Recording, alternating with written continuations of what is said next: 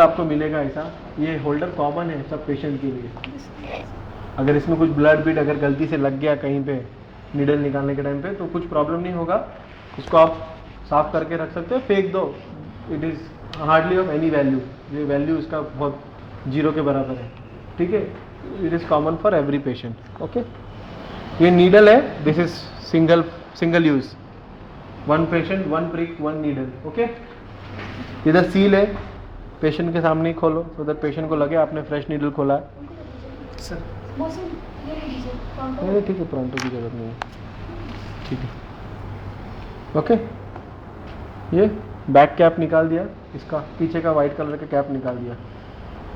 उसके बाद ये होल्डर है ना, यहाँ पे पीछे का कैप, ये पीछे भी नीडल है इसके। ओके, ये रबड़ के अंदर नीडल है एक,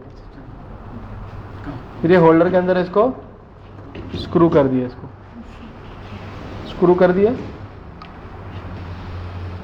ओके, ये अभी कलेक्शन के लिए रेडी है। आपका ट्यूब रेडी रखने का, पेशेंट का टूर्निकेट, लेबल, एवरीथिंग, पेशेंट का tourniquet, you have applied the tourniquet, everything you have done, you have selected the when. अभी सिरिंज में एक एडवांटेज था, सिर्फ सिरिंज में बहुत सारे डिसएडवांटेज है, कुछ एडवांटेज भी था। एक एडवांटेज था कि जैसे आप नीडल को डालोगे तो आपको वो ब्लड दिखेगा, फिर आप खींचोगे, आपको पता चलेगा मैं वेन में हूँ। वैक्यूम में आप बोलोगे वो मेरे को फैसिलिटी मिलेगी क्या, मैं बोलूँगा उससे ज़्यादा मिलेगी। सो इसमें आपको ये फ्लैश चेम्बर दिख रहा है, तो जैसे आप वेन को टच करोगे तो आपको एक फ्लैश दिखेगा। अभी पानी है इसमें, इतना दिखेगा नहीं, ये फ्लैश दिख रहा है नीचे आपको, नीचे देखो, वेन को टच करेंगे तो ये फ्लैश दिखेगा आपको। जैसे कैपिलरी में ब्लड है ना, हाँ, सो सी अभी यहाँ पे अगर आप देखोगे तो शायद आपको दिखने मिलेगा वो फ्लैश। शायद आपको मतलब दो ग्रुप में करना पड़ेगा। ये देखो, जो नहीं देख पा रहा है वो खड़े रहे, वापस वो सामने आके देख लेना, ठीक है। फ्लैश दिखा आपको, जैसे ही फ्लैश दिखा रुकने का, उसके बाद ये दो उंगली इधर रख के इसे सपोर्ट देने का। ये सपोर्ट पेशेंट का बॉडी के ऊपर देने का, पेशेंट का हाथ है ना, इसके ऊपर ये दो उंगली ऐसा ऐसा ऐसा रखने का, ये ऐसा होल्डर से ऐसा पकड़ने का।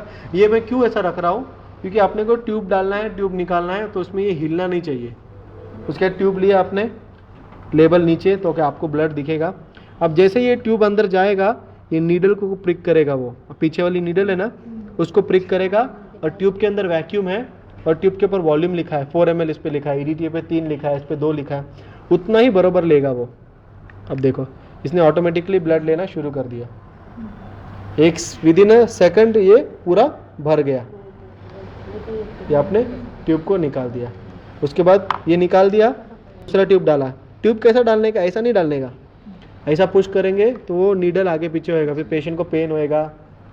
ये दो उंगली ऐसा रख के ये अंगूठी से पुश करने का, ये नीचे का इंपॉर्टेंट है, ऐसा सपोर्ट। ये सपोर्ट नहीं रहेगा तो ये नीडल हिलेगा, पेशेंट का हाथ के ऊपर टच होना चाहिए ऐसा।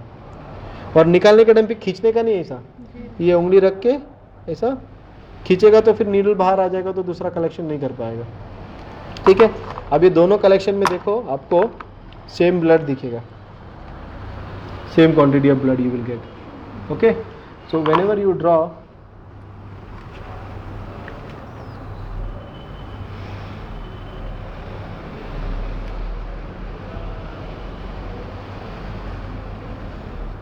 एक मिनट, अभी I will show you, you will get the same amount of blood, so there won't be any variation. Okay, so very simple it is. You just then you have to, after you collected, तो जैसे आपने needle डाला, tube push किया, blood आने लगा, तो tourniquet को खोल देने का। टूर्निकेट को ज़्यादा देर नहीं रखने का, टूर्निकेट को खोल देने का, पूरा ब्लड को भरने के बाद कॉटन रख के निकालने का। और कभी भी ऐसा नहीं निकालने का, ट्यूब अंदर लगा हुआ है ऐसा, और ट्यूब और नीडल एक साथ निकाल दिए बॉडी से, तो पूरा ब्लड बाहर गिरेगा पेशेंट को। पहले ट्यूब को निकालने का, फिर उसके बाद कॉटन रख के नीडल को निकालने का, वेरी सिंपल। उसके बाद रिकैपिंग नहीं करने का, ऐसा हाथ से, इसको टेबल पे रखा है ऐसा, ओके, डिस्कार्ड किया। उसका बैक कैप लगा के शार्प्स कंटेनर में, या आपका जो भी hypochloride burn you can do, whichever way you will